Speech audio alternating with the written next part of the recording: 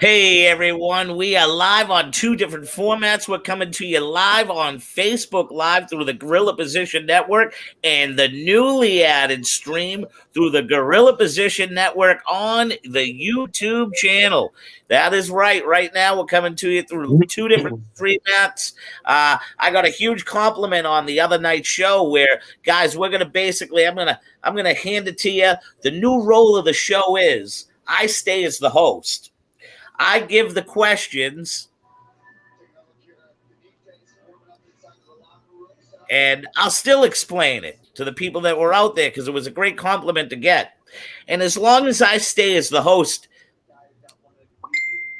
and as long as I stay as the host, basically, and you guys give me your perceived analogies on what we're reading about, it seemed to be good, and people felt there was a certain draw and characteristic that each person played in the Thursday night throwdown. So we're gonna keep it at that. I'm your host, the Boston Bad Boy, the BBB, Jason Rumble, and on my astute panel this evening, as always, uh, Mr. AJP himself, Sidewalk Sam, and tonight joining us live from his home in Nova Scotia, Canada, Mr. Heavy D himself, Dana Christie, an astute member of the Gorilla Position Network, along with being a promoter and worker in the business.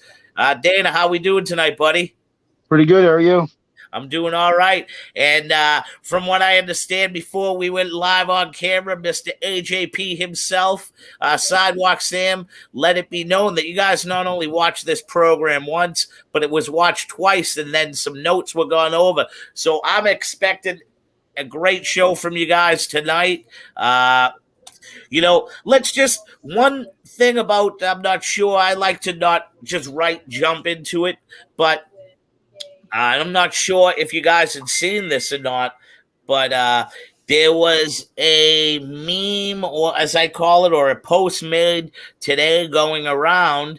And the post, I keep on coming up with these, and they tend to be true. I'll get into the one that happened to be true that we talked about the other night.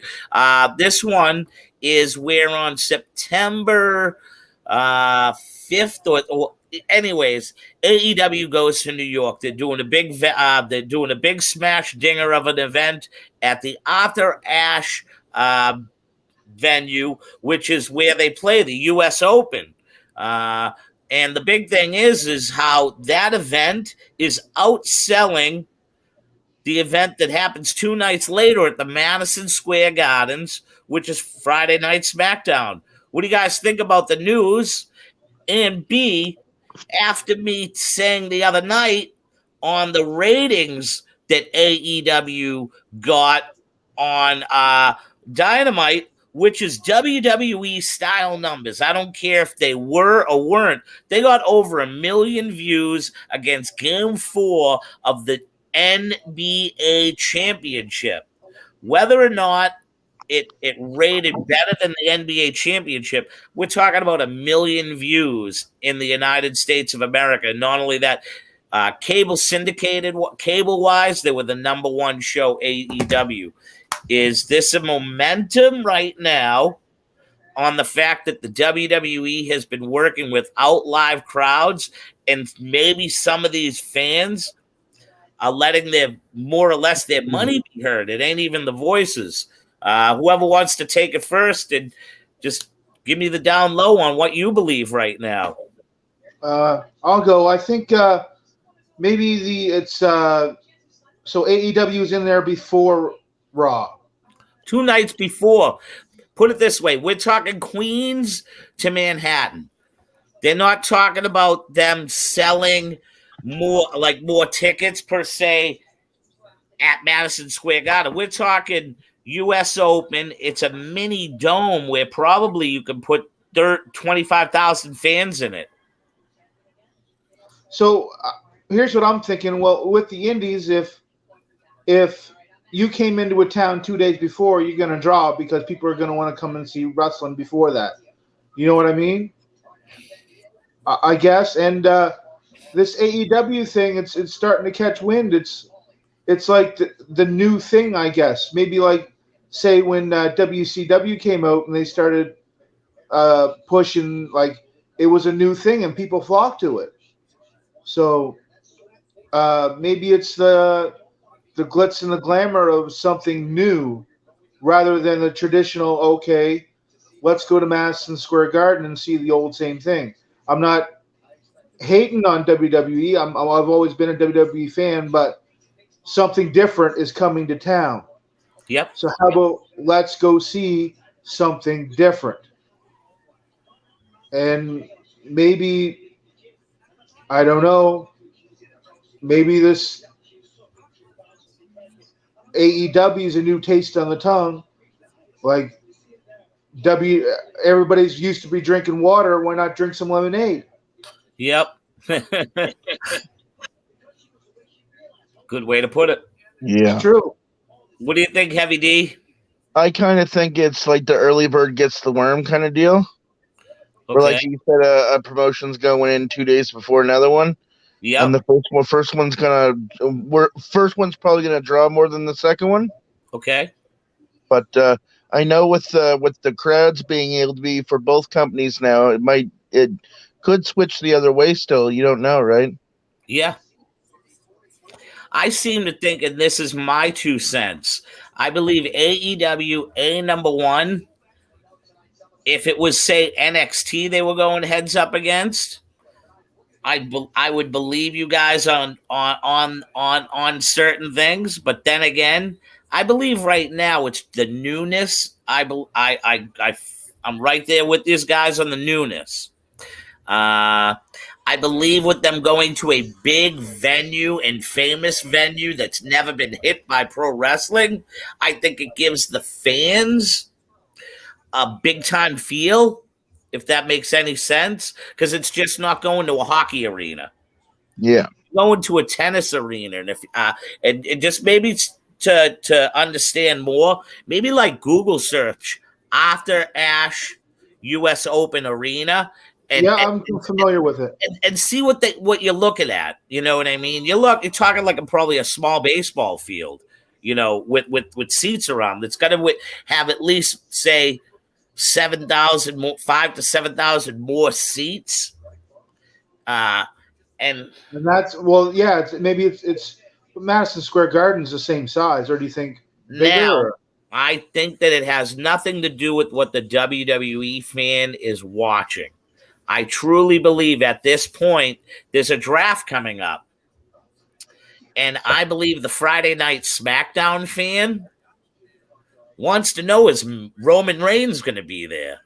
So let's see what the ticket sales are the week of the event on perception, because I believe that that's one thing. Because say you're a huge Roman Reigns fan, and you know that the SmackDown draft is happening legitimately the week before, which it is. The WWE draft comes the week before, and per se, the rumors, and I've been right. If you've heard me lately, you've heard it here. The rumors are that Roman Reigns, along with the Usos, with Paul Heyman, are moving to Monday Night Raw. People are saying Vinny Capelli's been preaching this, and I seen an article on this that is now backed what Vinny Capelli is. And once I see these from certain people, I start taking the opinion in. So yeah. So what I saw on and it's because of Vince going back with live crowds. Monday Night Raw will always be known as the flagship program of the World Wrestling Entertainment. Because let's just face it, guys, people who don't want to be WWE fans anymore base what they watch not on Sunday and not on Tuesdays and not what they watch on the network. They base it off of one thing. They base it off of Monday Night Raw. Well, then what I saw this week on SmackDown, what I have to say later might make sense with Seth Rollins. So now, well, yeah, let me get into this. With you having, say, Roman going back to, SmackDown, or Roman going back to Raw, I believe what they're going to end up doing is making Friday Night SmackDown more of an NXT style program with the faster, more competitive wrestlers. And just hear me out. It's because it's a show that has to travel on a Friday night. And with the WWE, now just take this in. Yeah, it's a live show, don't get me wrong. But it was more or less the night that the WWE traveled, and those would be house shows on Friday and Saturday nights. House shows don't sell out. You're talking now consistently having to draw 12,000 to 15,000 fans every Friday night. And let's just face it, if they're up against, say, a show like up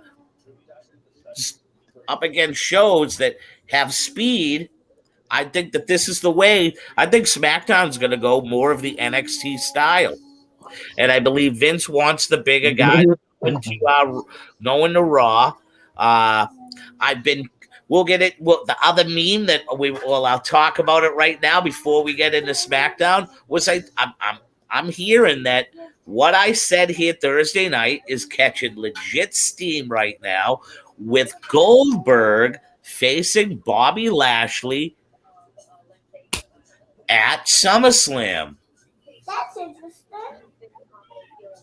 I've been telling people this, and I had 2 or 3 people that one person is on the panel, 2 listen to the show, and they are right there right now backing me and knowing that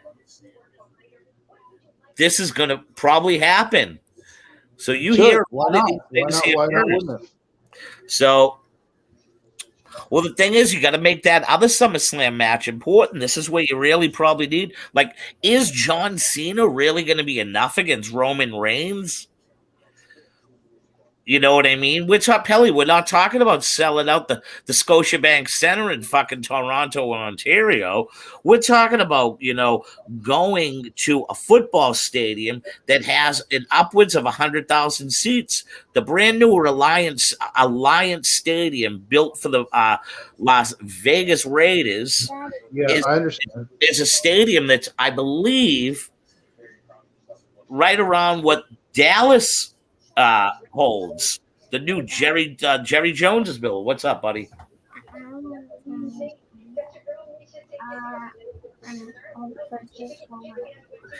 Well, JD believes that tomorrow night at Payback, Money in the Bank, that the Edge versus Roman Reigns match is going to be a great match. Oh, it will be. So here's what I'm thinking. Yeah. If you're talking about, we can talk about it later. Maybe bring it up now. It don't matter. We'll go through the match things while it's on your brain. Let's bring it to the forefront, brother. So you're talking about Roman Reigns going to Raw. Yes, sir. He has to drop the belt. I think either Edge or Roman Reigns. Edge goes over Roman Reigns or Roman Reigns retains. But Seth Rollins wins Money in the Bank and cashes it in. Okay. Hear this. What if, understand this, the belt just goes to the brand. The Universal title used to be on Monday Night Raw, and it was a red strap. Hold up. How fast did you drive home, Dana? I got home just at 10:30, bud. Now, these are JDs, and they do have the AEW World title on sale at Walmart. As you can see, this is the World title. Yeah. Yeah. Okay. Now, this was the original Universal Championship. Because of the lighting, you can't really see it, but you can see it's the red leather for Universal. And once the draft came, the champion switched positions. And along came the blue strap Universal Championship. So, with that being said, nobody has to win nor lose, Mr. Pelly. Yeah. All that really has to happen is the number one draft choice is won by Raw And where does Roman Reigns go? He goes Wrong. Raw.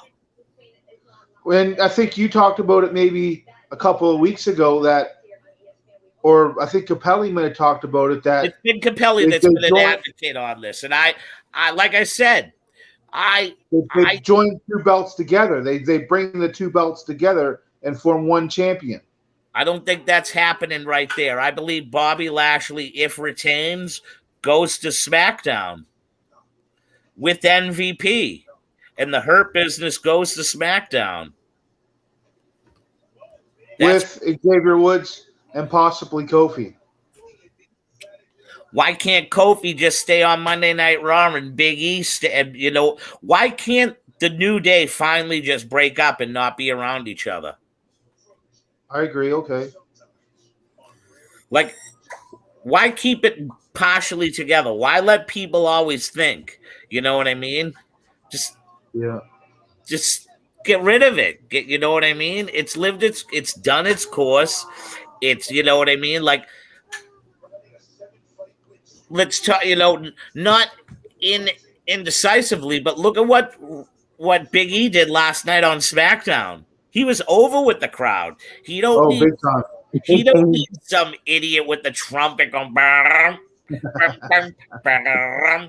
and another idiot with pancakes or fucking toast with butter on it, throwing it around with this goofy looking caved in chest where his nipples are basically under his fucking armpits. He don't need that no more.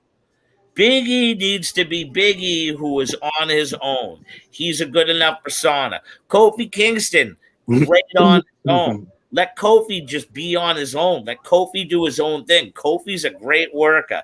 And he's to the point now where he is an elder statesman on the WWE ladder and can be used to help elevate the people.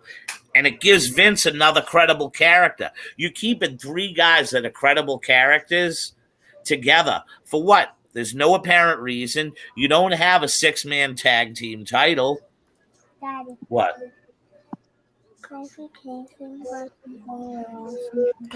Yeah, Kofi Kingston versus Bobby Lashley for the World Heavyweight Championship. So, yeah, man, like this is Shoot Your Shit Saturday, bro. We're gonna talk about obviously SmackDown in the first live crowd. Like, and if you're gonna get to it, why not? It was so refreshing. It was so refreshing to see the live crowd last night, and Vince McMahon just went out there. They thought Vince was going to do his thing, and just 360 and U-turn, and his music went on.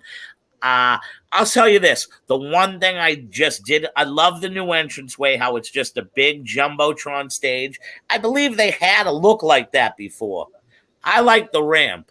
That's just my honest opinion. I don't like the it's a gelatin floor that they have down that can have lights and special things that go through it. Not a fan of it. But I did love the look to a certain extent. The crowd came unglued, and the opening contest was what's up, buddy?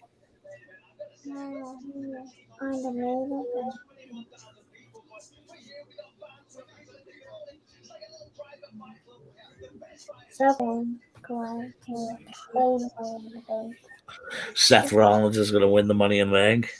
Yeah. JD agrees with me. You see? Yeah. So, basically, it's I thought it was a great opening match because you had the most over heels against the most over baby faces starting the show, going into Money in the Bank. Now, see, this is where we get right off to it. You got the Usos with Roman, okay? Again, Dominic and his daddy Ray, along with Edge. 48 hours later, you have Payback. What if a lot of your creative decisions are already made, and then all of a sudden last night, with these people in creative that have already made quote-unquote decisions, they have a hard choice, because what if some of these people are thinking, wow, that pop. Do we really keep Roman with the belt? Wow. The the boos that Roman get. Do we keep the belt still on Roman? Vice versa, as it goes with the Mysterios, quite possibly losing the belts to the Usos. With that crowd makes a huge, what could be a monkey wrench into the way things go tomorrow night at Money in the Bank. What do you guys think?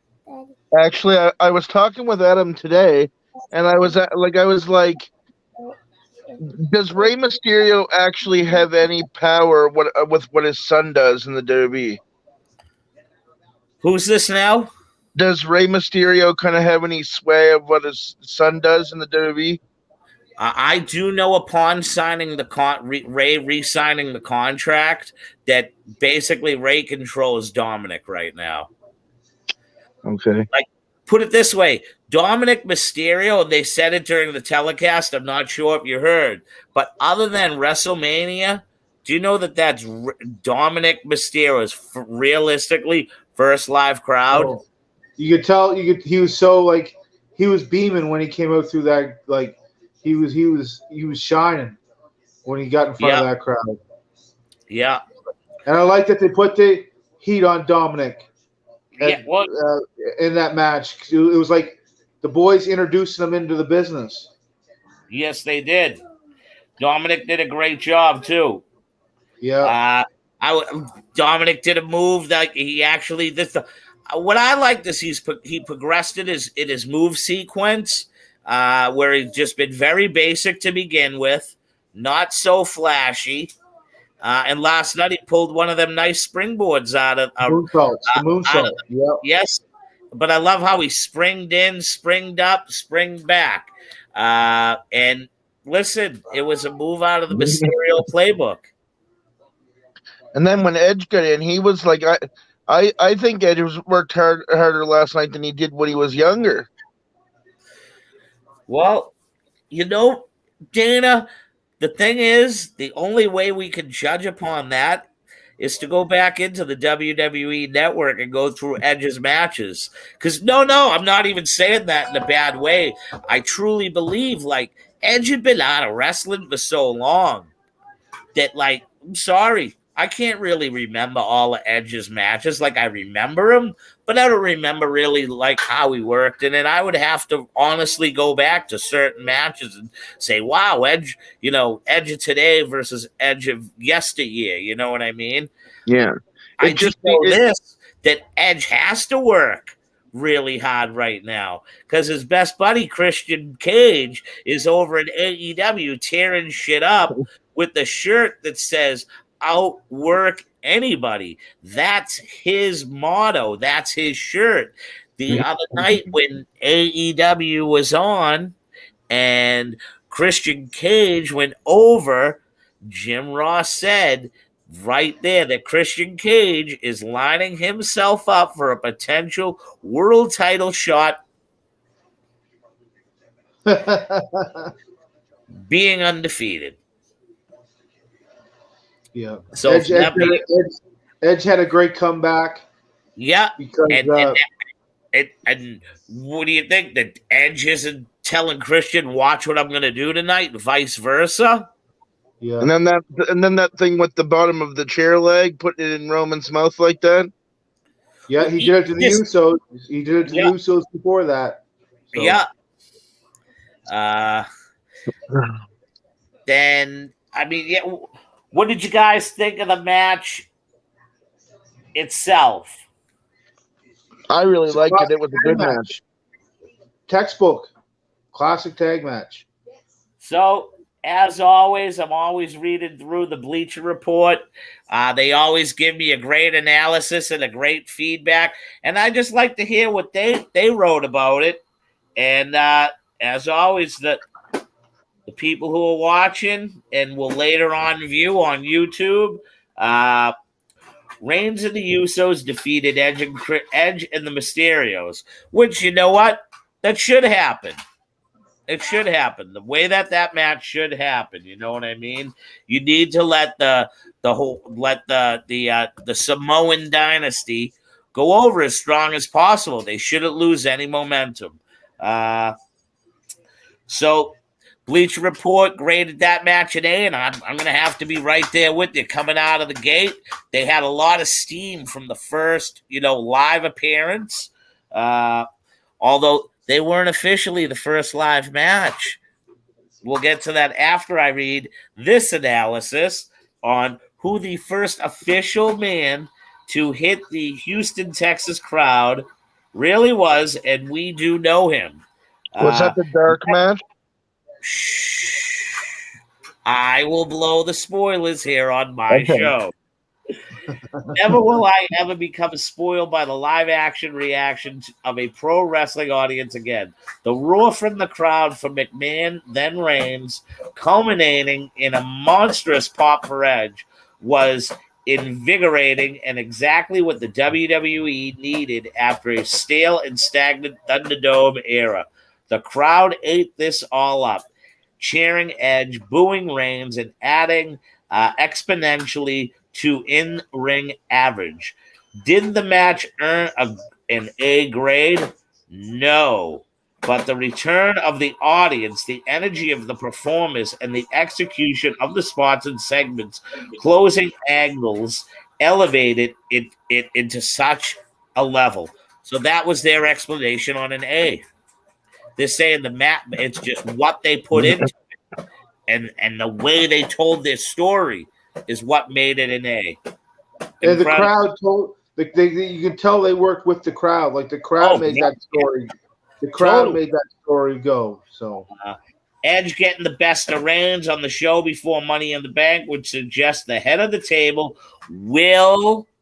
So you're hearing this from Bleacher Report. They believe that the head of the table will retain on Sunday, and that it is the right call. He's too valuable in his role and has absolutely, unequivocally been the best thing about the product over the last year.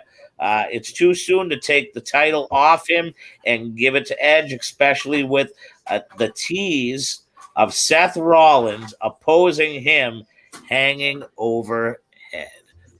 Yes. So, with all these younger people coming in here to WWE, and I'm talking even the women's rotation, could Seth Rollins and Becky Lynch go back over to Monday Night Raw?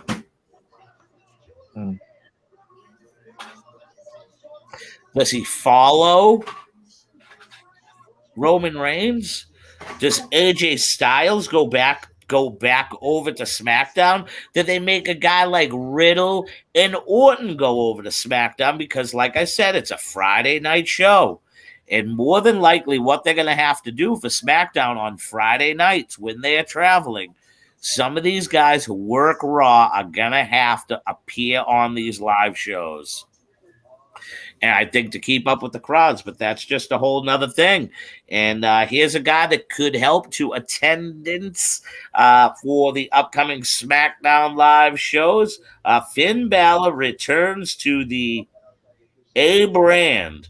I hope it wasn't a match, but I hope he gets over. Like everybody knew who he was. He got over with his gimmick and like the lights and stuff, but I hope he gets over work-wise like he did in NXT. Buddy, I don't think it was never the point that he didn't get over work-wise on Monday Night Raw. I never heard anything bad. It's like Ricochet. That's not really what I'm getting at. I don't know what I'm trying to say. I hope he just he Do you know why he left Monday Night Raw? The same push. Yeah. That's what I'm trying to get at. Yeah. The same push as NXT. It's like saying Ricochet's done something bad. It's just the writers. That's what I mean. It's the push. It's the push he needs, not the work. The push. That's the word I'm looking for. Basically, after the latest. What do you think with the return of Finn Balor there, Mr. Heavy D Dana C? I honestly think that Sami Zayn looked kind of like almost stupid the way he came out. Like he came out yelling about how he wasn't included in a match, and then it was all just basically to boost Finn Balor's return kind of deal. And it really didn't make any sense. I like Sami Zayn. He's an annoying heel. I like Yeah. how annoying Basically, he is. what it was Finn Balor saying, "We don't want to hear you bitch and moan." Yeah. Hey, Mr. Mike King, one of the astute panel and co-hosts here on the Gorilla Position Network. I hope everything went good today, Mike. If you're home and you want to jump on board, let me know. So I don't know how they could really grade what went on in the ring because it was basically, from what I recall, Finn Balor goes out there and it was a shamil, a shlamazel, and a fucking go to the top rope and give the bada bing, bada bang, bada boom to Sami Zayn. So, did they want Finn Balor to talk? I'm glad he didn't.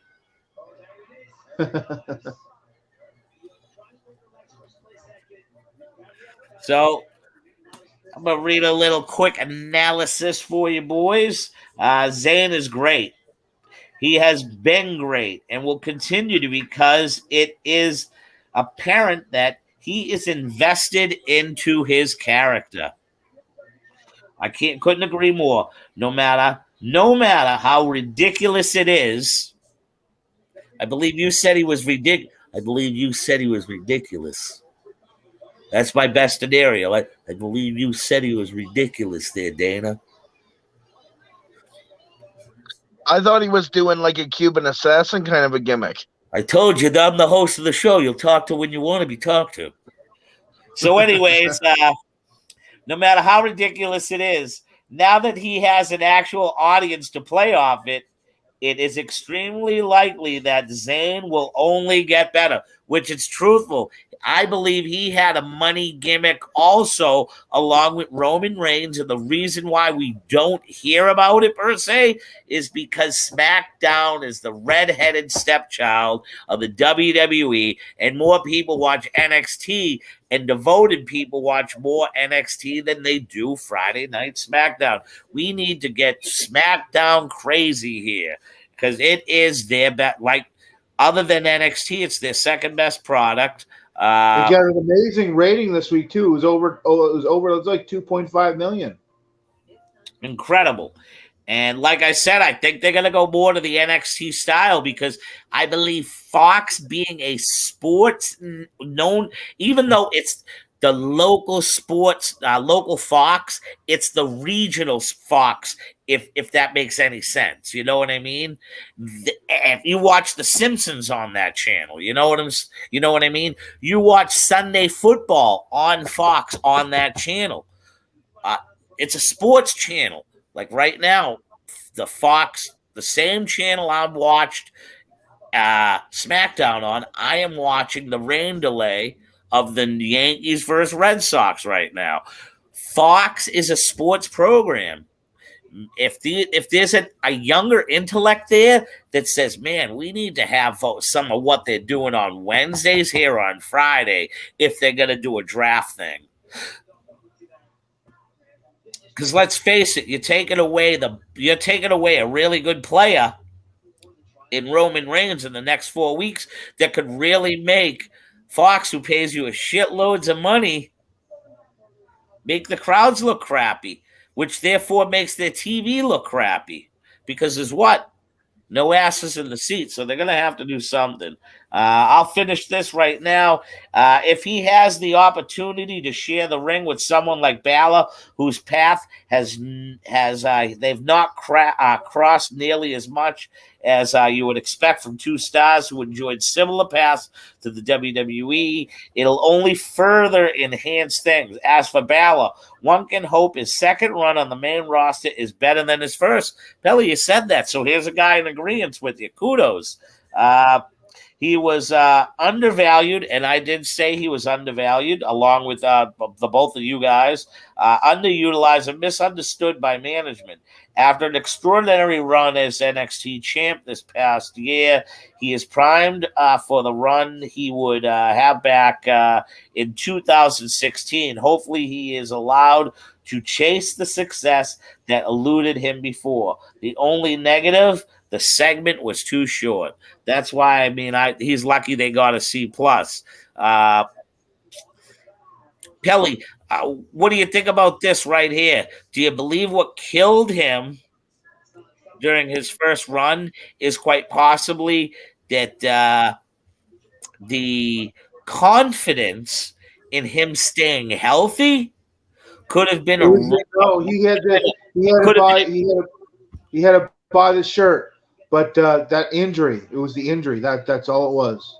And did you believe that maybe being a prime book, like a booker, do you believe that that was a reason why the WWE wasn't willing to take the hugest of huge opportunities on him? That maybe said, hey, listen, let's see if this guy can stay healthy, not just for a year, but like 2-3 years. Because if we're going to invest an angle in him, we need to know that it can last that longevity. I'll let you guys answer this in a second. Just while it's on my my brain dead brain, I believe that they did a lot of this with Seth Rollins, because if you remember, early on in Seth Rollins' career, especially when it came to going after the WWE World Championship, I believe it was 2 different occasions. One time it was him going for it, and the next time it was him capturing it, and he tore his ACL. So it was 2 different times. I think the difference between Seth Rollins and Finn Balor, Seth Rollins was necessarily needed on the main roster. Finn Balor, not so much. Okay.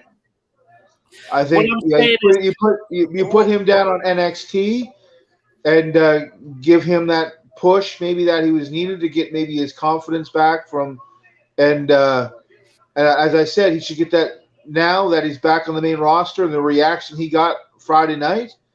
Give him that same push.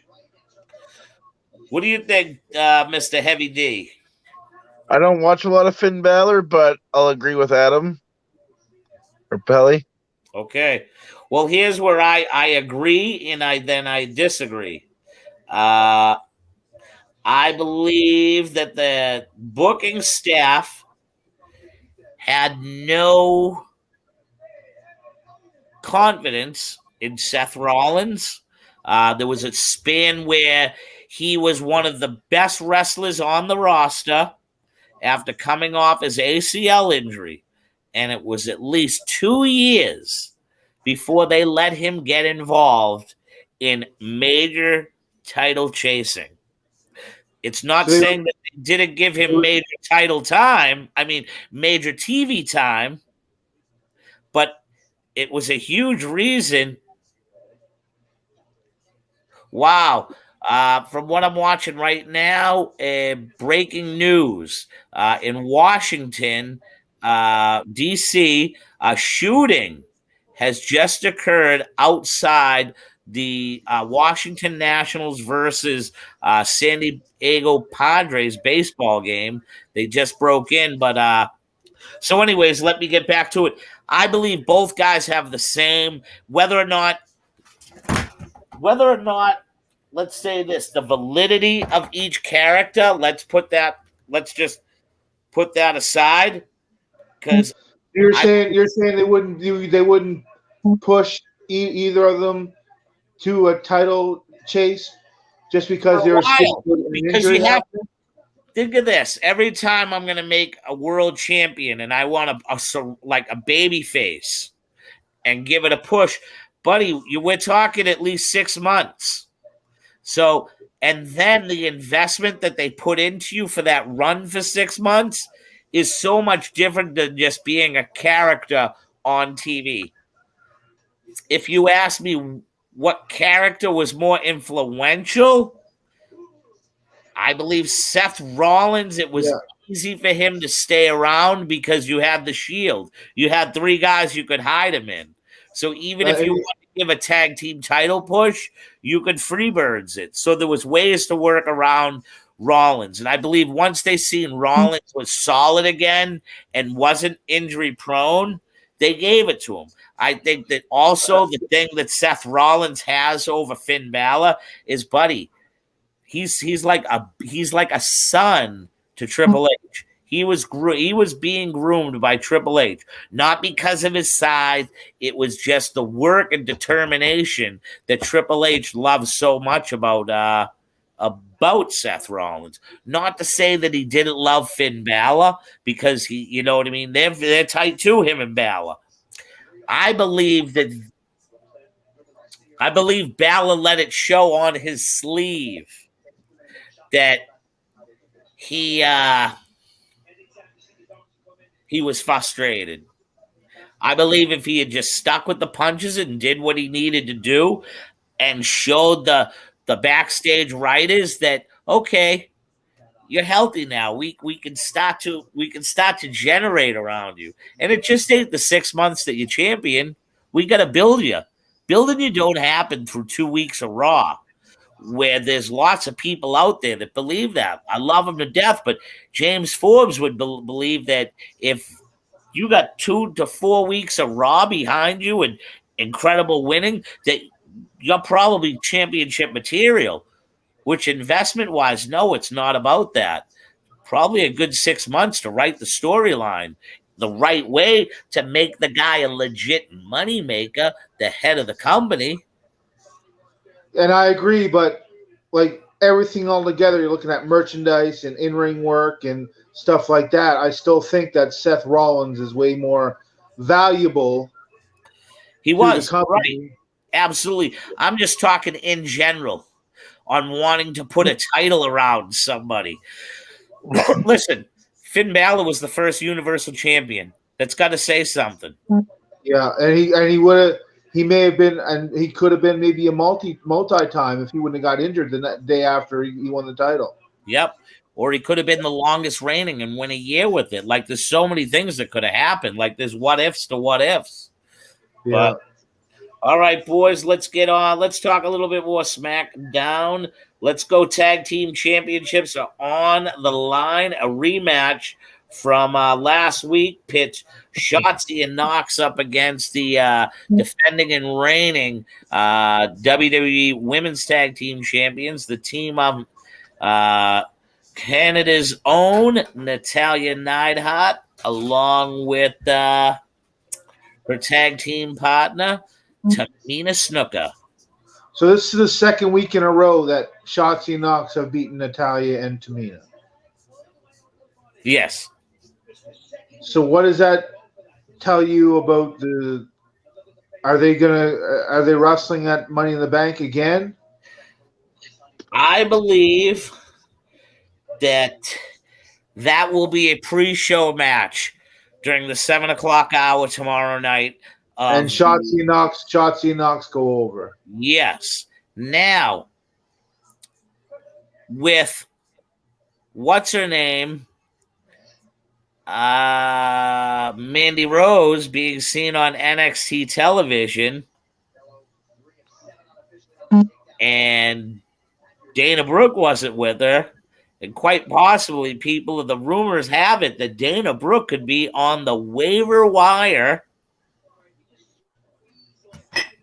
I would have thought that tag team, if anything, would have interrupted that matchup, because women's tag teams are allowed to go. Yeah, Raw to SmackDown are allowed to go through Raw and SmackDown. Well, why doesn't a team like Dana Brooke and Mandy Rhodes, as far as cohesion and storyline wise, why are they not being thought of to some way if these brand new girls are coming in? I think Natalya does probably, she wants to do the good business without the interruption, but I think storyline wise, I believe it should have been done with interruption. But from what I understand, they pulled that tag team apart, and They're just gonna kayfabe. They may be kayfabing that you ever seen the team of Mandy Rose and Dana Brooke. So in that match, I don't know about the psychology. I like Shotzi, I like Knox, but my pick to win Money in the Bank for the women is Liv Morgan. Okay. Who did I Liv? think Liv Morgan's going over in the Money in the Bank. All right, we'll talk Money in the Bank lineup in a few. So what did you guys? So Dana, what did you think about this tag team rematch? I thought it was a good match until the announced team tag team started interfering in it, Okay. where they got up from the desk and they started hitting each other, and then threw one of them in the ring and almost got the match stopped with a DQ. And So you're talking about you didn't like it when bling bling bling bling bloom bloom bloom bloom. All I can remember is her music. Liv Morgan and Selena Del Rey basically catfighted ECW style through the ring and just interrupted the matchup. That was you didn't like that. I'm not saying I did like that, but I mean I'm more used to seeing a match go from start to finish kind of deal. You know what I mean? You weren't impressed with the interruption. If they were gonna cat fight like that, why not save it for the end? Yeah, all right. I can now. I'll get right there with you on that. So basically, the analysis on this that match was great to see, and let's see if Bleacher Report feels the way we did about this. It's difficult to take much away from Shotzi and Knox's latest win, given the fact the attention was paid not to them, but Morgan and Vega at ringside. Basically, in a way, shape, and form, I can see that's like sort of what Mr. Christie said right there, where he liked what was going on in the ring, and he felt what was going on the outside at the commentators' table was basically taken away from what was watched on TV. Yeah. You know what I mean? Truly. And you know what the thing is I'll finish reading this in a second. The key to being a great outside personality is not taking away from the inside energy and the inside action that's always been taught to you as a performer in ring. Was a good manager somebody that knows how to work the outside and make the outside concentrate on the inside? That makes any sense? Yeah. Yeah, I got you.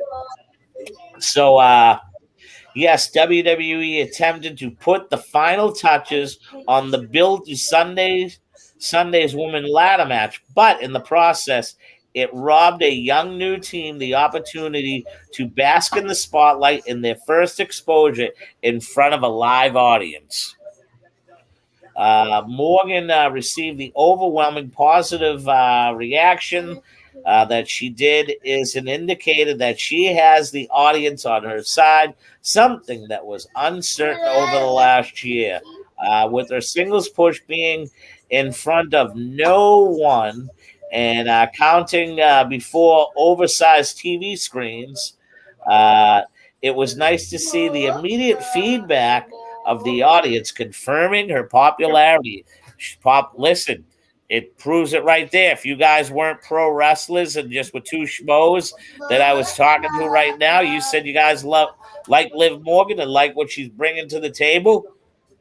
It's the truth is right here. And yep, and I just say the way that she's been utilized over the last month or so, I believe that Liv Morgan is definitely going to the top of the rung. That quite possibly the ugliest woman alive, Ruby Riott, was holding her back.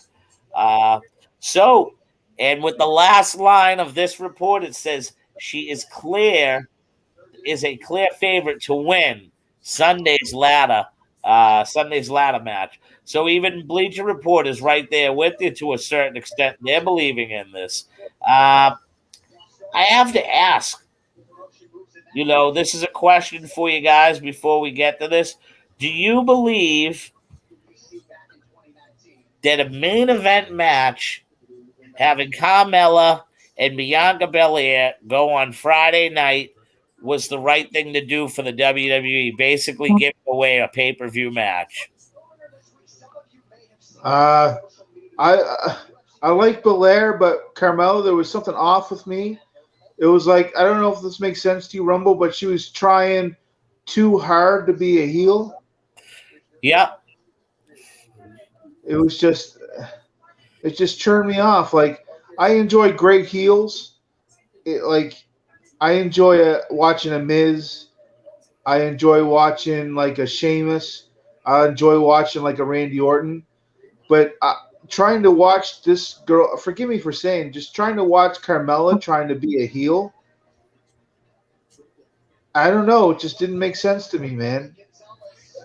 I couldn't know. You're laughing. You agree with me. I know you do. I do agree with you. You're absolutely right. I do. I'm not a big Carmella fan. I'm not.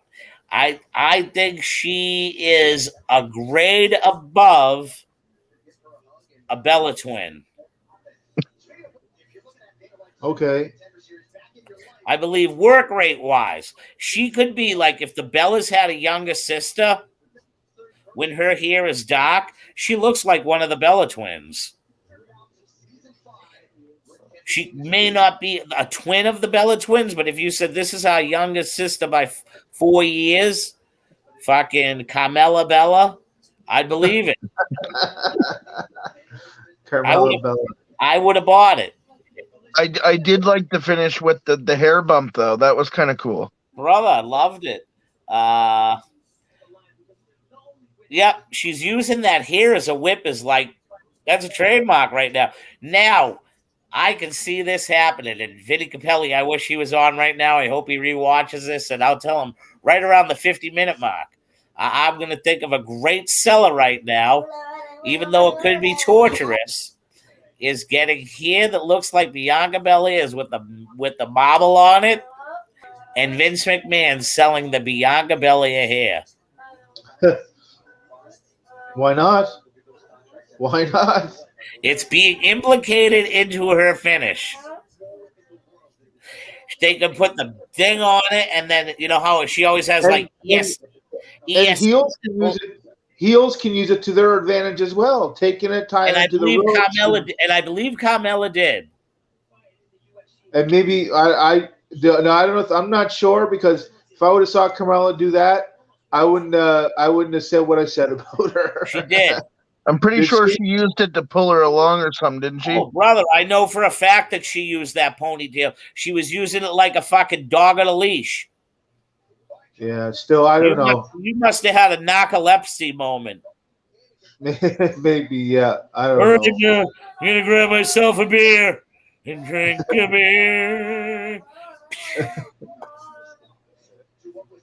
Yeah, well, she used that hair as a whip, and you just missed everything. She sucks. You didn't miss much. Although, can I tell you, I'm not going to lie. I thought it was one of Carmella's best matches. I didn't think she was overworking anything. Like I said, I believe she's a working grade above a Bella.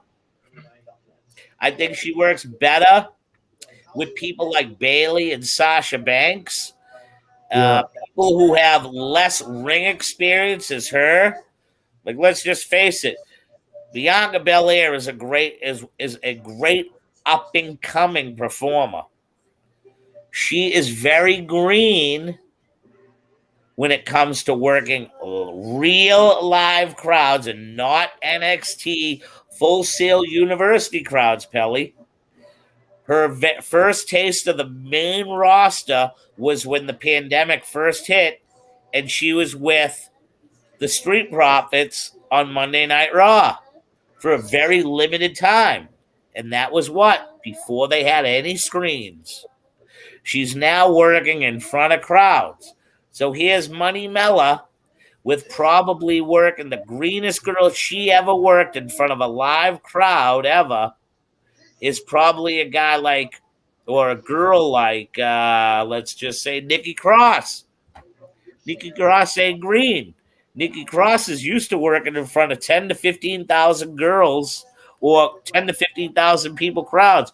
Joining us here, the creator, the one and only, two for the pink, two for the stink, the creator of the Gorilla Position Network himself.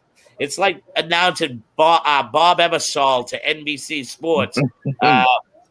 The man who has now vastly changed his goatee to look like superstar Billy Graham back when he returned to the WWE.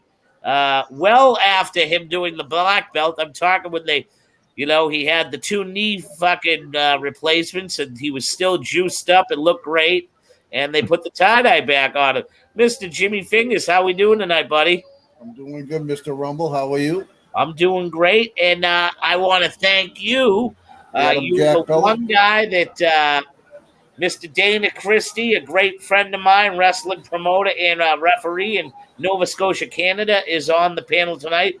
We've basically gone over that's his. He's got roots, the Forbes, and that's his tattoo for Nova Scotia, Canada. He comes from a place that's named after him. He's got family lineage. He's a Nova Scotian, eh? So we just went over the main event. We went over, Bianca Belair. That wasn't the main event, Rumble. It wasn't. Well, anyways, Mr. Jimmy Fingers, anyways, gave me a great text and complimented on the way that we did to the show. So basically, Mr. Fingers, it is host Jason Rumble with my panel. It's almost like I'm Tony Reale because you've probably watched ESPN and watched that show there. What's it? With Tony Reale, he's got all the windows with the 4 to 5 other sports guys up there. I basically go over and, you guys give the whole thing, and maybe there's a little gimmick between squabble with personas between the panel, which is an awesome thing. And we're going to go with that format. I love it. That's right, man. You play the straight man. Yeah. Well, I am the straight man. Boom.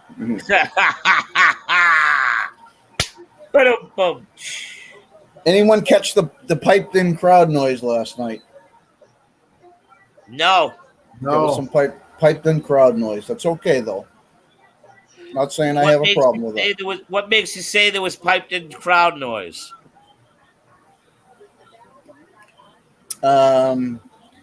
You could just tell by like certain levels. It's okay. They've done it for years. I'm not even criticizing it.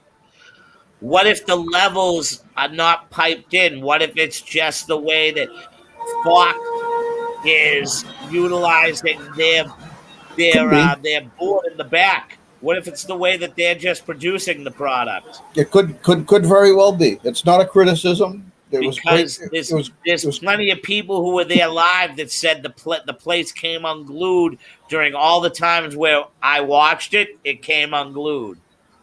It was good to see. The presentation was phenomenal.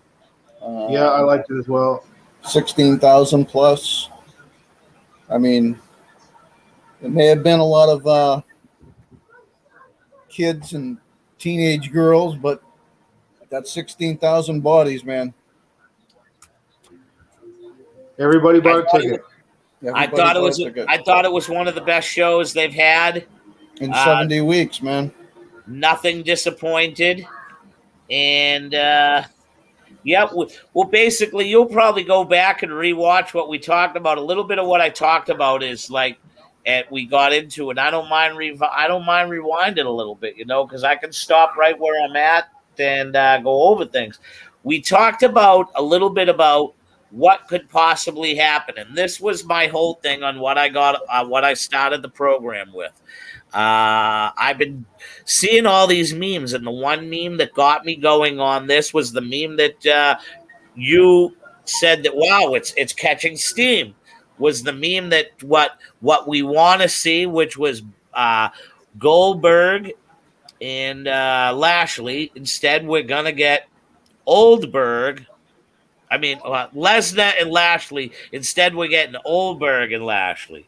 Well, another meme that I've seen is basically truth to a certain extent. And the show just happens to be 2 weeks after the brand new draft. So, and the thing is, it's how Wednesday night AEW's in Queens, New York at the Arthur Ashe Stadium. And then 2 nights later, WWE SmackDown is at Madison Square Garden. You know, Grand Central Station compared to Queens, it's really, what people don't understand, they just think it's New York. It's a little bit of a distance, but the point of the matter is they're going over the fact that AEW is their ticket sales compared to WWE's is like astronomically huge on what they're doing compared to WWE.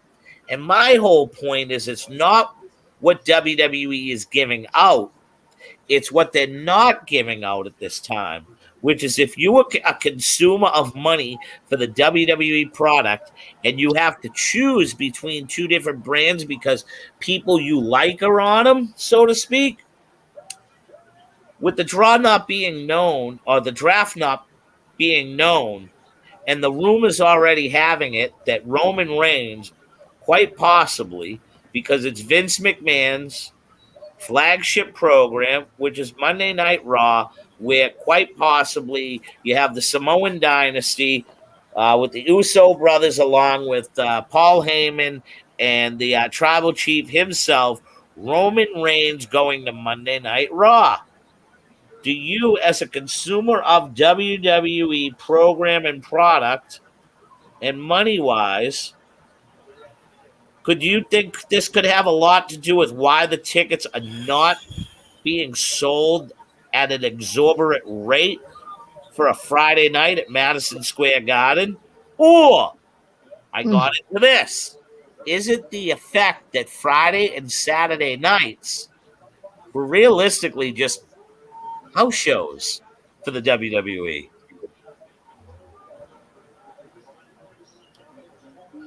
Tough call there. I do know this, that they're talking about doing the draft now in October, like for the season premiere, the technical season premiere. Yep. And this could potentially screw up the Survivor Series theme where, it's Raw versus SmackDown.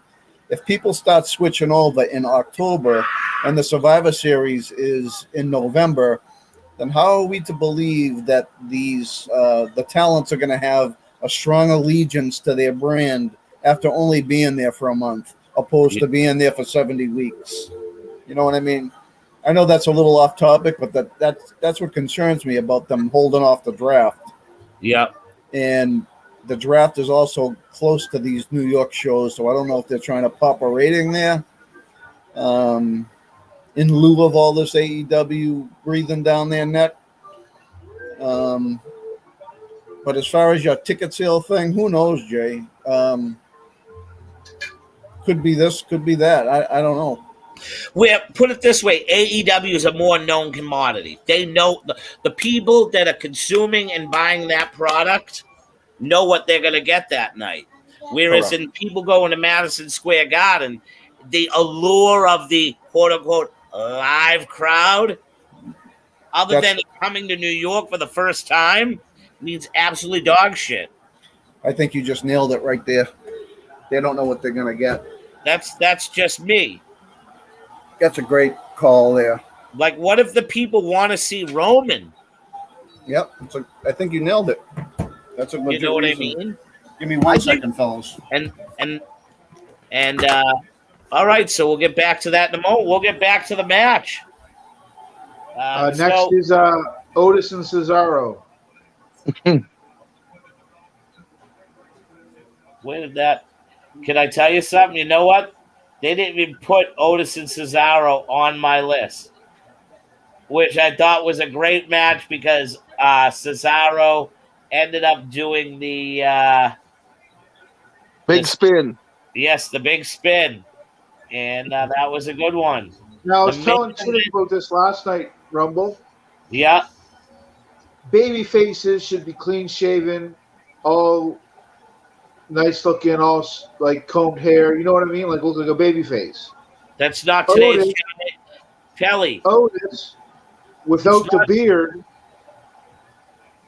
Looks without like a the beard, creep he looks like a heel. in the hair. Yeah, Pelly. he It's without called cleaned up. Pelly.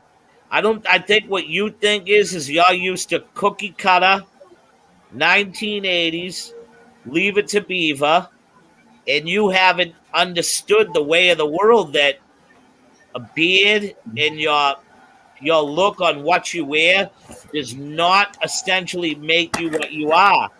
That's a reason why they call it facials and facials and mannerisms is what I makes understand you that. It's just he is just makes you a peel or a I'm face. so used to like if you want to look like a baby face, shave your face, comb your hair, you look like a baby face.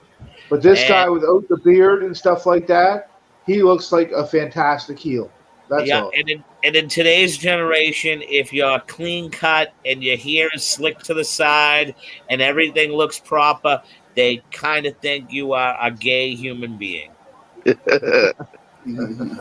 I'm not saying that to laugh. Like if your hair's all up to the side and so clean and everything says Like Jeff. that they think you're gay. One thing that he reminded me of was Vader. Okay. Yeah. What do you think of the look of Otis right now, there, Mr. Jimmy Fingers? I was totally against it at first, but it definitely changes his look to more of a heel for sure. Yeah. I think the opposite of like the clean cut look for him. I think it helps his heel look. It I goes to agree. facials, like Adam Jack says. Like Yep. you see the facial thing going, and he's doing a phenomenal job. He's a believable heel for me. I even see, I mean, we all know the great work of Chad Gable. Yep. I think they'll be the ones to take those titles off Dominic and Ray. And then kind of keep it warm until the Usos figure out what the hell they're doing. I think right now what they're gonna do is this is even more steam on if they keep the Mysterios like Dominic and Ray down to like like you just don't know what's going on. Tag team, like we don't know. The draft is 4 weeks away. So it's so hard to determine where this one's going or who's going over or what's going over or you know what I mean? I think that DUI thing, man, is serious business and cannot be taken lightly. There's got to be some kind of punishment doled out, and I realize they're in the middle of a serious storyline. But man, let me tell you something. I think we've all been touched with, some kind of serious business with, DUIs, drunk driving, and all that bullshit. You're not above the law, man. And if Jay or Jimmy or whoever it was wants to go out and do that sort of thing, man, he's been caught 4 or 5 times now. How many times has he done it and not got caught? yeah. What if he injures somebody else? How is he going to learn his lesson unless he's seriously deals with some consequences here? And he's getting let off the hook because they were in the middle of a hot storyline. Fuck that shit, man. Dude needs punishment. It almost makes you wish that they didn't put him back, that when they brought him back, that they didn't entwine him back with his brother, that they should have kept him off television. Well, they can alleviate that and get Jacob Fatu in there, man. They own MLW, right? They gotta do something, Samoan. From what I understand, the sale with MLW went to a rye. Really? Yeah, never happened. MLW backed out of the deal. So this means Selena De La Renta has an opportunity to go with Andrade. Yep. And That's Andrade needs that desperately because Vicky ain't cutting it. Oh, it's like being with your grandmother. Yeah. Andrade needs that mouthpiece stat. That's already like Vicky Guerrero reminds me of like, and she was old back then when she was with Dolph Ziggler and did that thing, and that's how she became the Cougar. That's right. You know, uh, man. If that's Selena Del Rey or whatever her name goes to AEW, Charlotte Flair gonna be backstage every show they have. she is hot. She ain't letting her near her, man. But I think I think that she would be an upgrade over Zelina Vega. Yep. Oh, Zelina Vega yeah. I agree. And that has me, even though I'm an AEW guy, that has nothing to do with it. Jay, this Selena De La Renta. You know what she brings. Yep. She could work too. Yeah. Cuts a great promo. Cuts a damn good promo. There's talent. There's a lot of talent in MLW. Yep, I said it was one of the best products before the pandemic. Absolutely. They're great storylines. It's just too bad that they took their main storyline writer, a guy by the name of George Carroll, who I know very well. I helped George in this business exceptionally. I made him. I got him the job as creative control for about 6 months with the world-renowned Mario Savoldi. He helped write for NWA on Fire, and he was also a booker for them. And now George is helping write NXT. He was the former head writer for MLW Wrestling. George is a student at Walter Killer Kowalski's. He was a referee back in the day. Grew up in Boston, and now works for NXT. So, dude, Phoenix is fucking giving it up, dude, huh?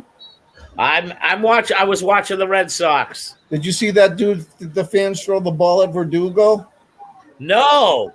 Yeah, a fan threw a ball at Verdugo. Verdugo tried to go up there, stalled the game in the rain. He wanted a piece of that ass. And then, what's the score of the basketball game, Jimmy? 102-92. Milwaukee in the fourth with 11 to go. I know that's plenty of time, but Phoenix they're coughing it up. They're choking, huh? Yeah. Wow. Chris Paul choking. What? Last match, four-way. I'm right, sorry to rush that. What's the four-way? Yeah, buddy. Hold on a second here. And you'll have to punch out because I'm talking I'm talking results for tomorrow. Hey, is Heavy D, are you an AEW guy? Sometimes. Oh man. Where's your He's a deathmatch guy. Okay. So then there's no way that he approves of that childlike fucking shit on Raw on SmackDown then. I would say he's a little more smarter and astute that he's a Canadian. They grew up loving WWE television. You know what, though? I haven't really watched WWE in like 2-3 years. Okay. So I made you watch SmackDown last night. Good for you. I wanted to get on another podcast. Well, I got to watch it too, man, because even though I don't like it, I watch it too just so I can it's like homework. WWE is like, for a 2-hour show, it's like an hour of talking and then an hour of wrestling. But last night on SmackDown, I thought it was a great array of everything, and I thought one of the best pops was for the end of the night. Was for a guy that, with 70 weeks with no crowd, have added to the fact that they didn't push this one guy who came out last night that the roof absolutely came off the building for not only his guitar player, but for the king of all styles. Speaking of WWE now, speaking of Mr. Shinsuke Nakamura. speaking of the king, that whole Baron Corbin segment, Yeah, that's actually a real website. really. Well, yeah, it's everybody watches it. WWE got to make it real. Yeah. Yeah. If just watching up to it, leading up to it, what a great gimmick. Fingers. Can't deny that pop that Mr. Shinsuke Nakamura got on the way to that ring. It must have made a guy like you who believes that he's one of the guys that they have been holding back in the WWE for a while now. Oh, no This question, man. this Rick Boogs guy is adding to it tremendously, though. Yeah, he is. He is. He's making Elias look more stupid. Like he's what Elias should be times 10. Not only that, he's a fucking shredding guitar player. Elias sucks. Elias is such a hack. Now, as a musician, I'm qualified to say as such. Buddy, does Elias really have an album on iTunes? Yeah. And how horrible is it? It's terrible. It's just 3-chord progressions on an acoustic. And then there was a time Elias was fucking hot, man. He's just another guy they just dropped the ball on. I think the live crowd is what made Elias not hot. I think Elias comes back to being hot with the return of the crowd. I think him and Jackson Riker come and they put on, if they keep that program going, I think they'll give you a program that will be TV worthy watching and will accumulate at a pay-per-view to come. There was 2 instances where Elias got the most nuclear heat that I had heard in years, man. One time, I think they were in Seattle, and he kind of shit on Seattle for losing the basketball team. Yep. And it was Sonic. They let him have it. Yep. And then there was another time where he did something with Finn, and he coaxed Finn into doing a duet with him. And I think it was at a house show or something like that. And then what happened was Finn finally gave in. They're doing a jam together, and Elias smashed them with the guitar after. Like, that's old school Attitude Era shit. And it was awesome. Big pop. So we get to the main event, which pits the kingless Baron Corbin, Kevin Owens, Shinsuke Nakamura, and the ever popular choice to win the Money in the Bank match, Seth Rollins. Yeah, Seth Rollins is going over. He's cashing in sometime. What'd you think about the match? I don't care about your thoughts on tomorrow night. I thought it was all right. It was way better than I thought it would be. I liked how they got over with the dives at the beginning to get the match over. I liked how they used the ladders because the Money in the Bank on Sunday is going to use ladders and the tables. Yep. And I liked how Rollins went over. Try to foreshadow what's going to go on Sunday. My pick is Big E, man. Big E's winning that. Okay. Go on. What did you think of the match? What's some of the things that stuck out to you? What's just like a bump, maybe like when I believe at one point, was it Monday night where they broke a ladder, or was it last night that they broke a ladder? I can't remember. Monday. It was Monday night between Ricochet and Johnny Drip Drip. Yeah. Oh, Okay. God. Buddy, it's money. I'll be honest with you. The more I see it, it's a money gimmick and it's a merchandise gimmick, because I guarantee when they come to Boston, the drip stick will be on the merchandise table for $15. Yep. And the only ones who'll be buying it is 6-year-olds, man. It's and the idiot and the idiot older teenagers and the guys who spend, and the 20-year-olds and 30-year-olds that spend their time on the internet. That's it. And not watching wrestling, watching my kids here, Piazzoin. You know, them, they're pullers, they're strokers. They got women. So is JD going to get a drip stick? And then I bet you they'll sell these silver hair pieces that'll stick to your hair that say drip. Buddy, there's money in everything. You know what I mean? Yeah. So Hey, man, and there's children who will want that, and their parents will have to buy it. that's right. I've already been told that I need to buy the new Roman Reigns shirt, even though he wants Roman Reigns to lose tomorrow and he wants to see Edge win. No, Yeah. it's not happening. I'd love to Because see Edge win too, but it's not going to happen. because he tapped. Hey, somewhere you started to talk about it with Oldberg. We Yeah. sidetracked a little bit. No, That no. looks I like can that's get back happening. into that. I think it's going to happen.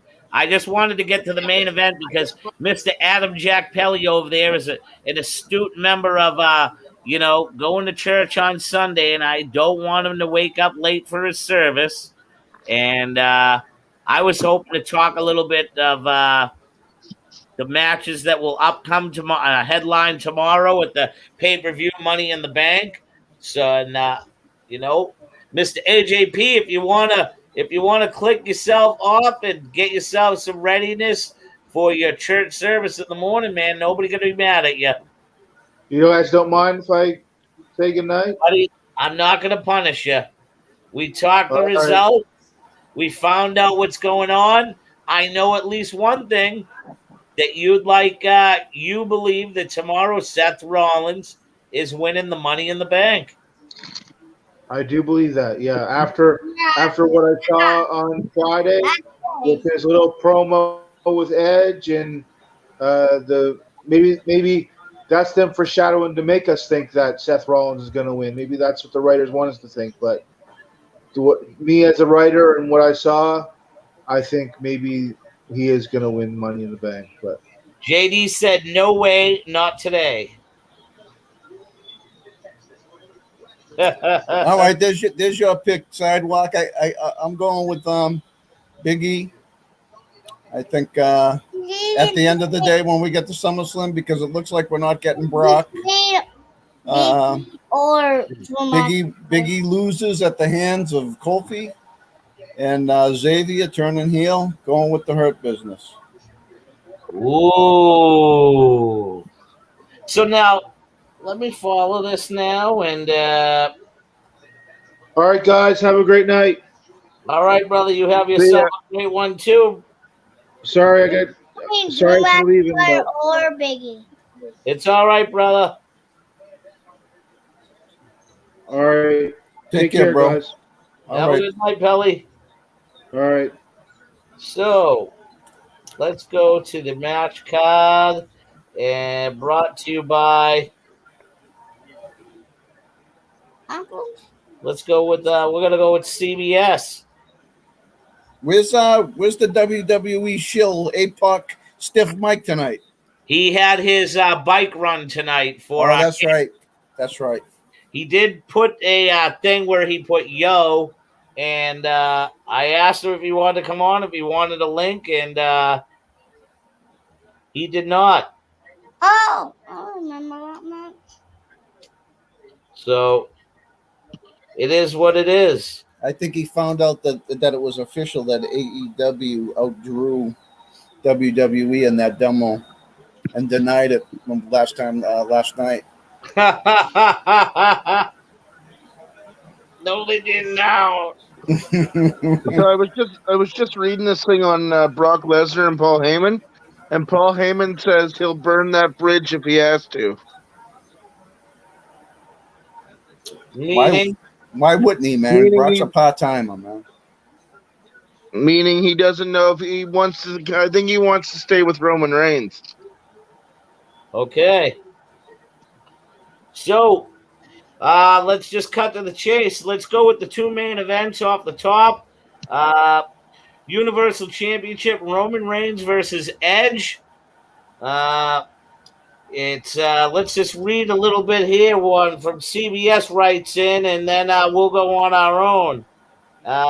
It's hard to ignore the WWE already seems to be setting up Edge versus Seth Rollins. Not to mention the rumor of Reigns' next title contender, while Edge winning the championship would make for a good story. It would also seem to derail the biggest story being told involving Reigns and the Usos, a story the WWE has posterized above all other things for those involved. Expect a good match between the two, but a match that sees Reigns keep his title. No. Agreed. No. That's not good. So you guys are all saying we're hearing right now. We're all believing that Roman Reigns and the Samoan dynasty battles on to keep the WWE Championship. Will make it, which is title reign today, is 324 days. I believe it was 323 last night. So Yeah, there's no way they're taking that title off him because Cena's just about a lock. Cena chasing number 17. There's your marquee matchup to sell SummerSlam because Goldberg versus Lashley ain't gonna do shit. Shoot. that's all right. So my one thing is where have they gone wrong putting Brock Lesnar in this format? And why are the rumors of Brock Lesnar now being basically derailed more to the fact of Bill Goldberg? Because Lesnar does not love the business, man. He just doesn't care. He does not love the business. If he did, he would be there. Yeah. He's what obligation does he have to be there? He has none. Yeah. He's a farmer. He doesn't need to. He doesn't need the money. Yeah. He's chilling at home. He's a farmer. He's just like, you know what? Yeah, don't feel like it. So in that case, they have to have a plan B. And for some reason, I think Vince thinks that outside of the youngsters, people give a damn about Goldberg, who loses a title match, just shows up and just gets title shots for no reason. Where is the logic in that? Yeah. I know that there doesn't have to be logic in WWE, but it means something to me. As an adult, you should be able to earn. You should be required to earn your title shots, not to just show up and say, "Who's next?"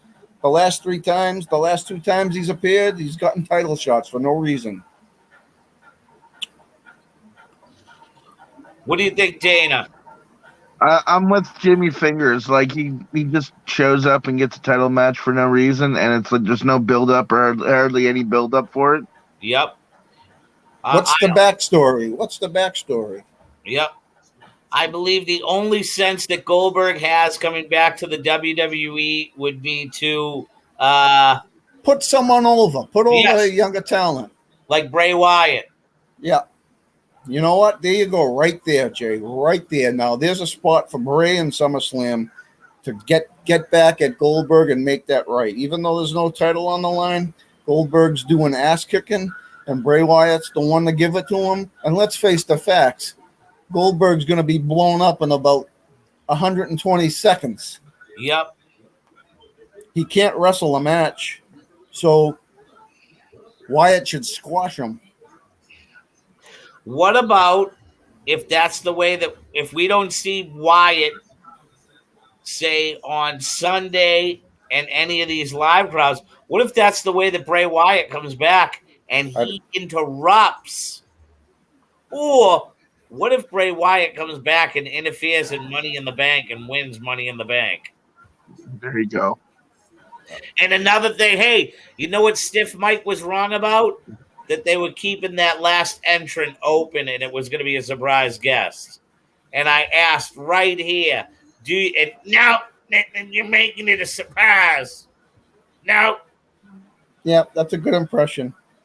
I think Mike is going to become the new Fountain of misinformation, baby. fountain of misinformation. We're gonna have to lighten this up to him on Tuesday evening. That Mike, a lot of your stuff lately has been, you're not 50-50 right now. You're more like 25%. One out of every four you got. That's because he's getting his information from I hate AEW, I love WWE.com.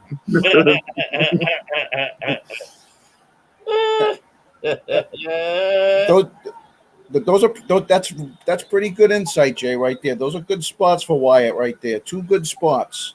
Interrupt Money in the Bank, take it, and then him take it off Lashley. That'll work. Maybe, at this point in time, I mean, he's been screwed up so many times that make it right and just have him be just a monster and just I think the demolish right time for for realistically for Bray Wyatt to face Bill Goldberg is Goldberg has 2 contracted matches left with the WWE.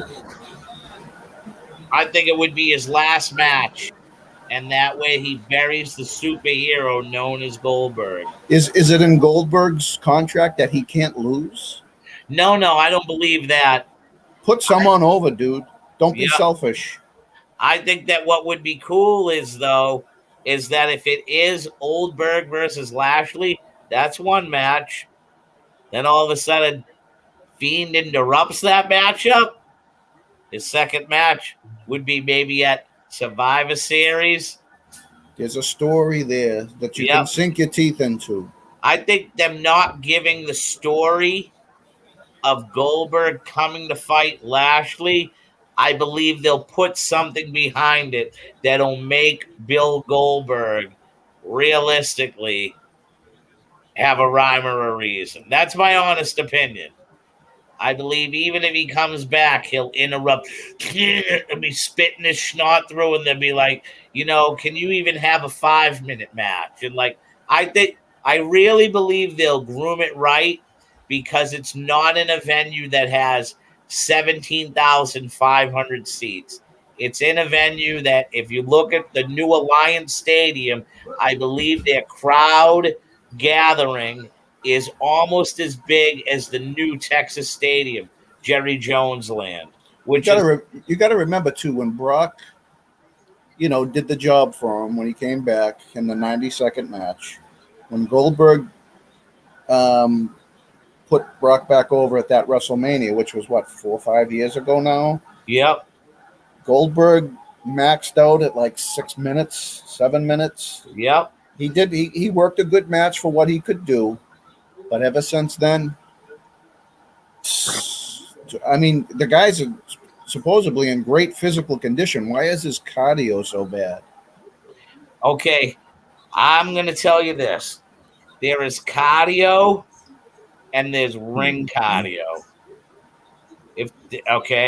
You can run as much as you want and be a cardio monster.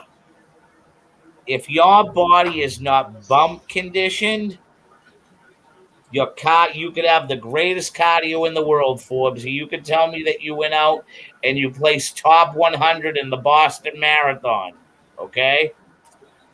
And then you haven't wrestled in, say, 2 years, and you haven't been a full-time wrestler in 15 years, you don't have a bump. Your body is not bump conditioned. It's not bump quality. It's not even, can I tell you something? It's not even go into a football game and play 2 plays condition.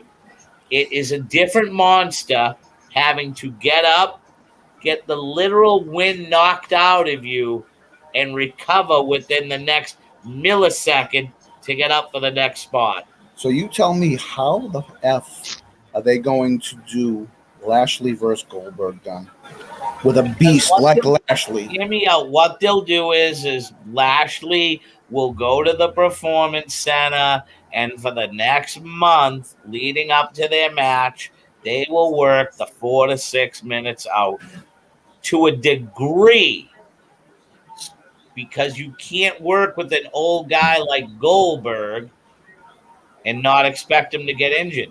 I believe that was why you seen him wear the fucking the biker shorts his last match that weren't his trunks, because while he was training, in-ring training, he injured himself and couldn't work out properly. Well, you know what? I hope that it's. I hope that Goldberg works SummerSlam and puts over somebody, and we get Lashley versus E as the plan B to Lesnar, because Lesnar and Lashley is one of those matches I've wanted to see for years, and we're not going to get it. And if you want to do a good story like the one I presented, if I had the pencil, obviously Big E wins, Money in the Bank faces Lashley, Kofi and Xavier turn on him at SummerSlam. That's a great story right there. You can ride that for a while. And then the New Day and then you got a resurgence of the New Day, basically. And then they go after the tag titles as heels, and then you just you got some mega heat, and then you got a real legit stable, a Can I tell you something? Yeah. With them messing over the Hurt Business, that won't make them heels. It makes them baby faces. It really does. Oh yeah. Makes them huge baby faces. And you know what that does for a guy like me? I'm sick of the trombone. Oh yeah. And I'm sick of Kofi Kingston. If it wasn't boxes of Cheerios, baby, it became pancakes, and then it became toast with butter on it. I am so played out, and this is one of the things we talked about earlier in the program. I think right now, it gives every person a persona. Because hear this, another guy that got a huge pop was Big E during his backstage segment where he did and he did his thing, and he didn't have to say it's a new day. Yes, it is. I hate that too. It sounded like he's a guy that needs to be on his own. I believe Kofi Kingston, as crappy as his physique looks, he's a guy that right now is a huge staple that can work on Raw and work on SmackDown. He's credible and he does whatever needs to be done. I believe he can execute, quote unquote, being the overrated jobber to help elevate some of the new guys. And he gives people like Balor. He gives people like AJ. He gives people like an Adam Cole, who could be rumored to be coming up to SmackDown, because this is the thing I'm thinking about. We're going to jump off the key right here. My thing is Fox is a different network than USA. They help produce real sports. No matter if it's the same station that has the 11 o'clock news or The Simpsons. They have Sunday football. They have Saturday baseball games of the week. They produce sports. If there's a younger dude that's in their lineup right now that's helping produce the WWE format for SmackDown, and they're being told right now that get prepared for Roman Reigns to leave the product the first week of September, what if what if there's guys that know how hot NXT is and say, well, we want to make SmackDown more like NXT. So if you're going to do that to us, you give us Balor, you give us AJ Styles, you give us Adam Cole, and our right is write them in. There's some Bullet Club shit right there, baby. But he did. Did you see how he did the gimmick? Yep. Now you're talking, brother. Now, with that being said, and the reason why I say this, Forbesy, is because when has the WWE realistically put on a live show on a Friday or an aired TV show on a Friday or a Saturday? 100%. Never. They're going to have to do something that is going to generate TV crowds and not a house show crowd. So they're going to have to, think of it that way. Hey, just a little sidebar, man. Yep. Sami Callihan did not get it done. Oh, I forgot to put that match on. Jay White emerges at the end of the match and stared down the Elite. Really? The show went off the air with someone running into the ring, and we don't know who it was. They had a crowd tonight too. Yep. I think. Wow. So that was a gaffe. So the people on the pay-per-view are pissed because they blew the surprise. There was a surprise. Nobody knows who it is. But yeah, Sammy should have went over, man. So maybe that forbidden door remains open. And let me try to see here. Somebody has to know. There has to have been someone at the crowd. Someone had to have been there. Someone's got to report who it was with the run-in. Jay,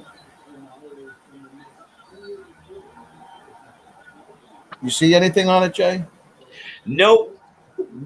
I have not. Maybe it was purposely done. I don't know. But that's pretty big news. Jay White's a name. Yeah, but is it New Japan Jay White or is it a free agent Jay White? I think it's New Japan Jay White.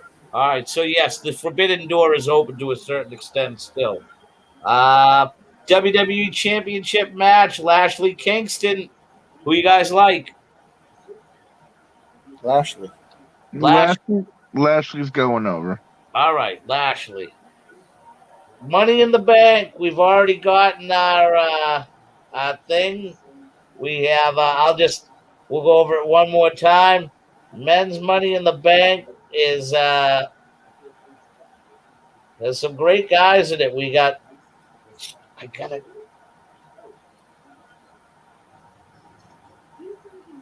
Try and get this here.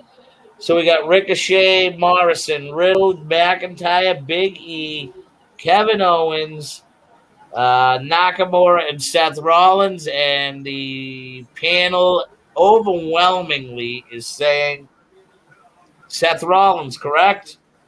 Big E. What? All right. So Pelly believes Seth Rollins. We have Big E in the house. And who do you think, Heavy D? I think Seth Rollins. Okay, so we got 2 Seth Rollins, we got 1 Big E, and I think Biggie. we got 2 Big E's, and I am gonna go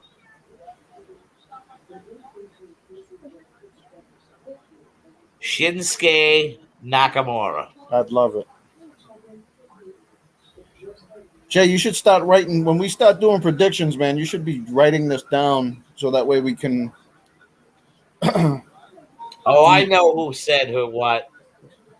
So, Raw Women's Championship, Ripley versus Flair. Who's over? Flair. Ripley. Charlotte. Ripley. 3 Ripleys, 1 Flair.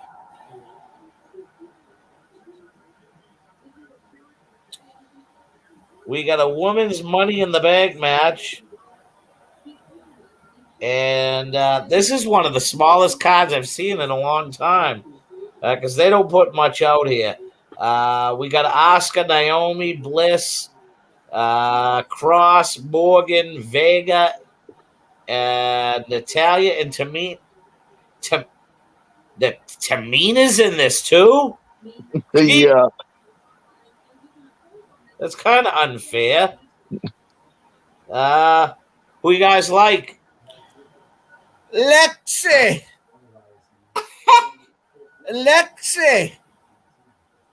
Lexi Bliss? Yep. Lexi. I know Pelly wants Liv Morgan. I do I too. think Liv Morgan's going over too, just because she looks strong. That's all. Now let me clarify.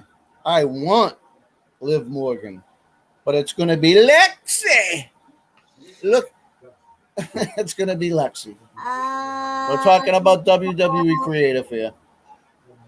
Why do you think Alexa Bliss is going over? Because everybody hates her, and Vince is just going to do it just to do it. I'm just kidding. Prediction, but I'd love to see Liv. She deserves it. The girl deserves it. Well, She's actually earned it more so, in my opinion. I mean, the girl it's her time. I believe it's her I'm time. gonna go with Oscar. Oscar. Oscar, I'm tired of Oscar as much as I love her. I am gonna go with Nikki Ash.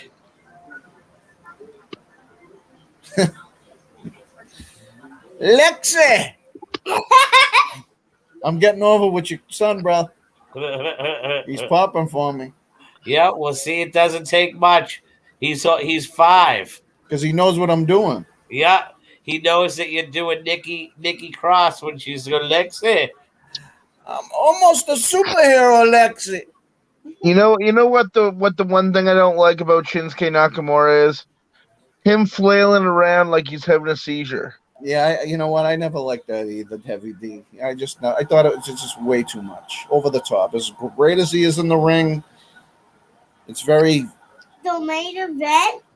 It's just, yeah, The it's too main much. event of So the Raw Tag Team Championships are on the line as we got Styles and Omos They gotta lose, man. versus Almost, the Viking Raiders. almost has got to get off my TV. Stat. I'm going Viking Raiders here. I'm going with Who are you going with? Viking. Viking Raiders. All right. As much as CBS.com is picking AJ Styles and Omos to retain, because it's like some of these people you almost feel know the writers of the WWE, and you're like, you already know. Yes. I'm gonna go against it Yes. because the Viking Raiders and Ivar, I helped train and break in this business, so I'm going Viking Raiders also. Jay, and you can add some credence to what you said earlier. Now, look at, I'm reading it. I'm reading this for Forbidden Door shit. Bullet Club, fucking New Japan Jay White, right? Yeah. If this shit continues, Vince is gonna have to answer back, and he's got it right in his hands. Adam Cole, AJ, and Finn, Bullet Club, baby. That's how you have to answer that, right? We didn't guess this yet. Yeah, we did, buddy. So basically, we went over every match. We have our predictions in. What could be on the pre-show is I'm thinking on the pre-show that Natalia and what's her name there, Tamina, I'm gonna have to pull double duty tomorrow night because I believe they deserve a shot on the pre-show at the women's tag team titles. And is it because of Bailey getting injured that now the SmackDown title got defended Friday night and not Saturday? Yeah, there was such collateral damage from Bailey's injury. It definitely screwed a lot of things up. Yes, well, it not only screws a lot of things up, but it basically killed a match because I believe, not a big card at all. No, but I'm okay with these short shows. Okay. I'm only thinking it needs to have 7 matches or so but I believe I just only talked about 6. I could have talked about 7, but it is what it is. I'm expecting a great show tomorrow. Well, how many times have we said, right? Like, as far as Raw goes, that needs to go back to 2 hours since yesterday. Yep. If you pack a lot of punch in a short card like this, which they can, there's a lot of tables to be set here to set up scripts for SummerSlam. So many things could happen. Just make them impactful, and people won't worry. People will be thirsting for more. Have you read anything good online today on who we may see as a surprise at Money in the Bank? No. Jason Rumble. No, John. I think John Cena. Well, John Cena, yeah. John Cena. I mean, there's really no one out there that could be a surprise unless it's someone like, obviously MLW is not a thing, so it can't be anybody from there. I mean, is Daniel Bryan, is he really going to like pop the crowd? Probably, but CM Punk, forget about it. Stiff Mike is convinced CM Punk's coming back to WWE. He's not. You think CM Punk's just done with it? I think so. I think that if he does come back, he would definitely go to AEW before WWE. Unless he's hurting for money, which he might be. He could be. You don't think Tony Khan could give Oh yeah, of course. $5 million for 1 year? Yes, I do. Because you know what? You're right. Because he would be able to give CM Punk whatever he wants, and CM Punk is the only real needle mover. Now, Aleister Black jiggles it a little bit. I think Andrade jiggles it a little bit collectively. Just collectively. Andrade, I'll be honest with you, Fingers, his in-ring work in his debut match was nothing impressive. No, it was not. Other than he knew how to work where the camera was. Okay? Yeah, but Andrade can work. I know, hear me out. His English, I may sound racist. It's terrible. It's you want to turn the channel. I'm sorry. He needs a couple of things to pick up for him. Number one, he needs to slow down in the ring. He doesn't have to prove to Vince McMahon or anybody else, look, I'm a great wrestler. I'm a great worker. Go out there and just do your thing. Calm down. Shut the fuck up and just wrestle. Number two, he should have already said, you know what my strong point is get me a legit person that can talk. Not Vicky Guerrero, who's a Paul Heyman. Okay, gonna get fucking Paul Heyman. All right, that's dumb. Get me a legitimate person that can talk, whether it's male and or female. Okay, and what he should have did is he should have spoken one lick of English. That no matter where he's at, when he speaks, say there's a jumbotron, and his words in English pop up. On TV, just his words pop up. He would have drove the crowd wild. And then his interpreter could have said, if you don't like reading his words and his graciousness by this master, like he could really bite into that. So these are things that could arise and elevate his character. Let's just face it. Malachi Black, I think he's a great worker. I think the one thing that will hinder his mainstream quote-unquote push or what hurt his mainstream push with Vince McMahon was the fact that nobody wants to know you're a devil worshiper.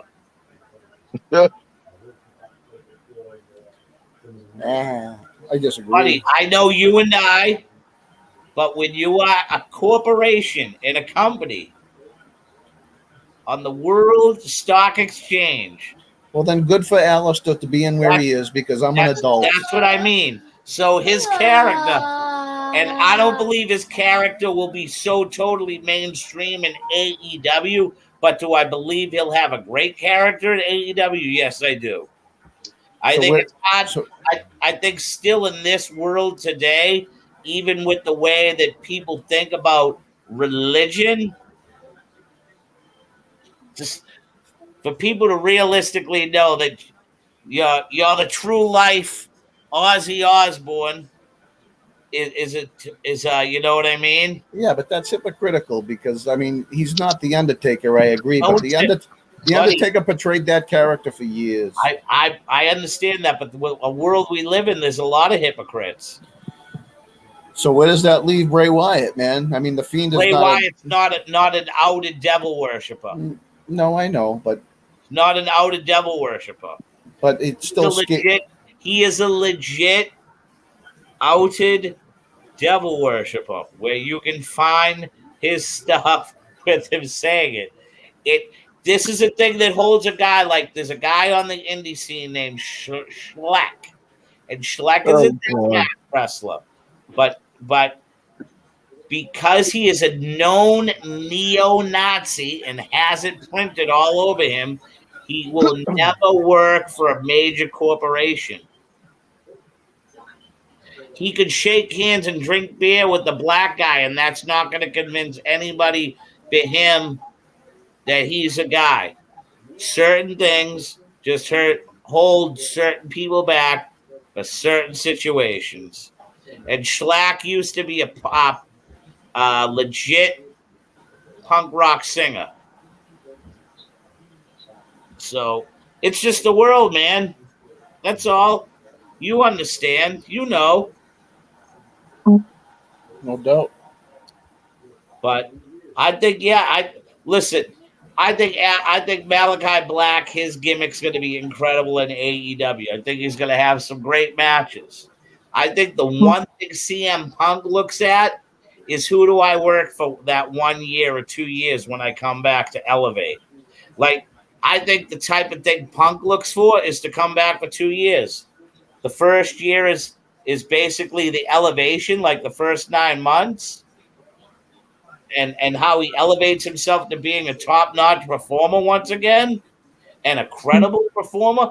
Because let's face it, Fingers, like you said, how fair will it be if he just comes back because he claims he's the best in the world? He hasn't been. How long hasn't he wrestled a match in?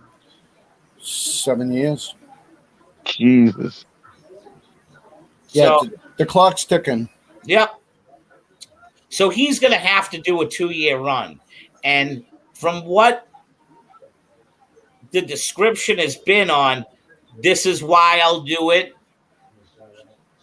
You have